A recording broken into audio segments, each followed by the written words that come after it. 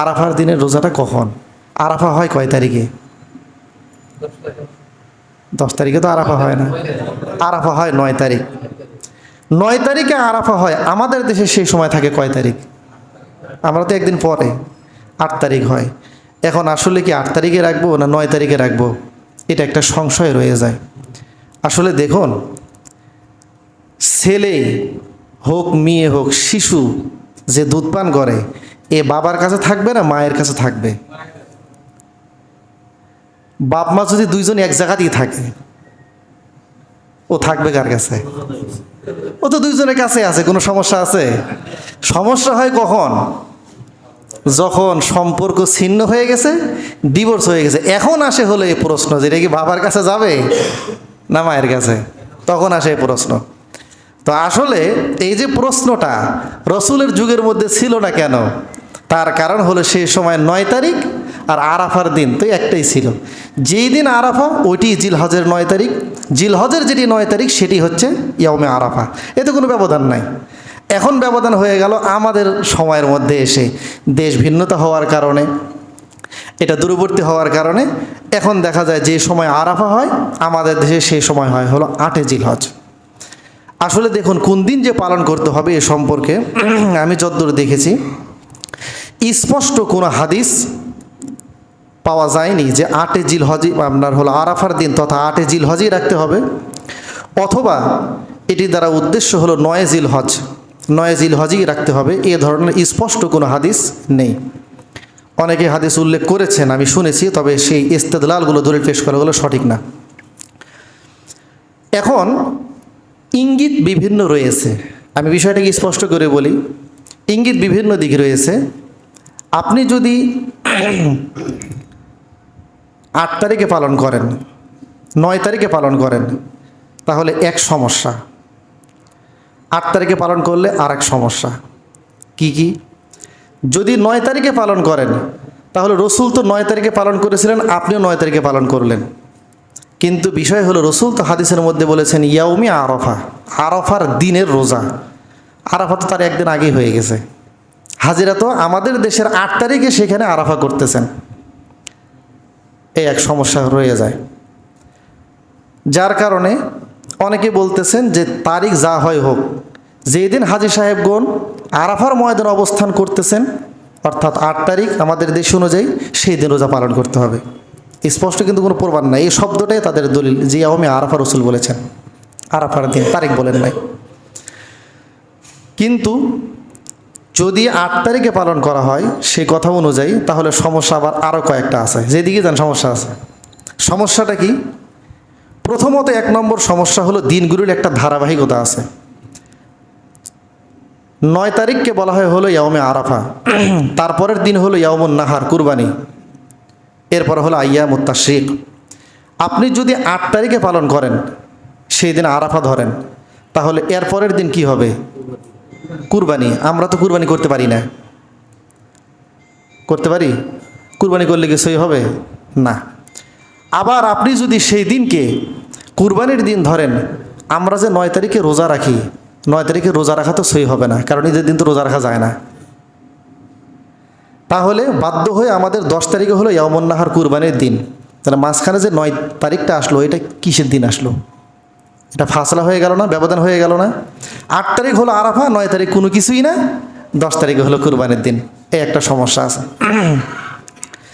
দ্বিতীয় আরেকটি সমস্যা হলো, লক্ষ্য করুন, আমরা যে পালন করি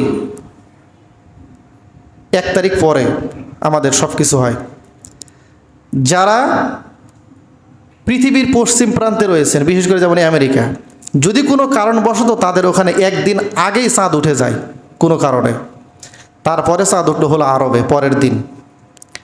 এখন আরবে যেই দিন 9 তারিখ হবে আরাফার দিন, ওই দিন তাদের আগের ওলা যারা আছে, একদিন আগে চাঁদ উঠছে, ওদের কয় তারিখ হবে? 10 তারিখ। তো 10 তারিখে তারা কি আরাফার সঙ্গে রোজা রাখতে পারবে? ওদের তো কুরবানি ওই দিন। তাহলে তারা কি করবে?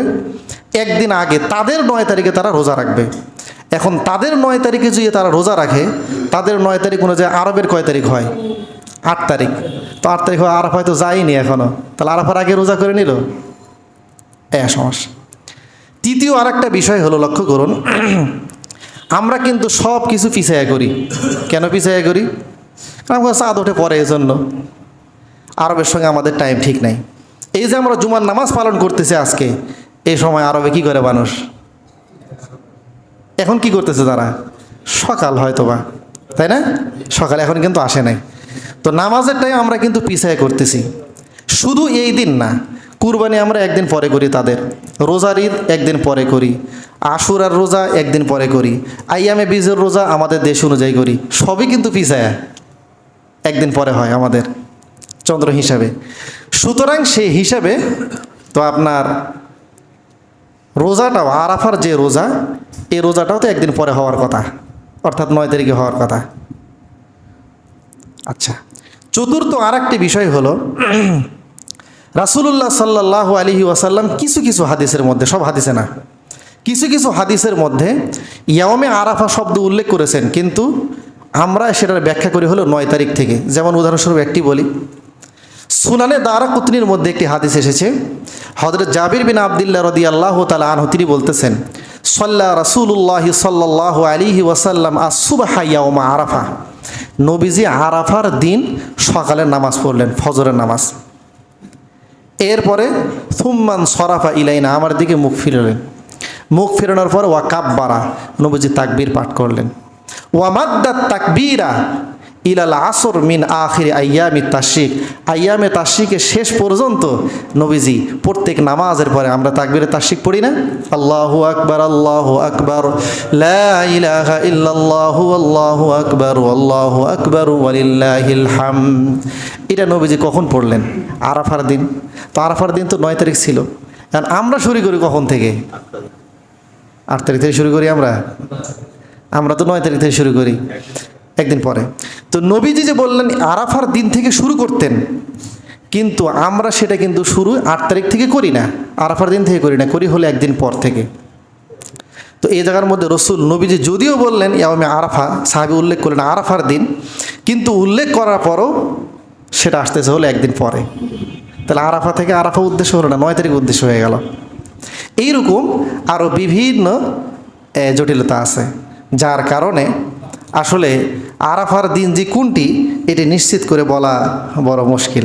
অনেকেই বলেছেন 8 তারিখ, অনেকেই বলেছেন 9 তারিখ রাখলে আপনার আরাফার সওয়াবটা পাওয়া যাবে। যাই হোক, আল্লাহ পাক ভালো জানেন। আমরা আরাফার উদ্দেশ্যে 8 তারিখ রোজা রাখি আর 9 তারিখ রোজা রাখি। আরাফার নিয়তে যেহেতু রাখতেছি, ইনশাআল্লাহ আল্লাহ তাআলা আমাদেরকে আরাফার সেই সওয়াব কী করবেন? দান করে দিবেন। সবচাইতে সুন্দর হলো আরাফা রোজা তো একটাই, আপনি নফল রোজা শুরু থেকে যে নবীজি বলেছেন যে রাখার জন্য, এজন্য সবগুলি বা যতটুকু সময় হয় সবগুলো না হলে শেষের দিকে 2টা 3টা যদি আমরা রাখি, তাহলে ইনশাআল্লাহ আরাফা যেই দিনই হোক আমরা পেয়ে যাব। আল্লাহ রাব্বুল আলামিন আমাদের সেই সওয়াব সকলকে দান করুন, বলুন আমিন।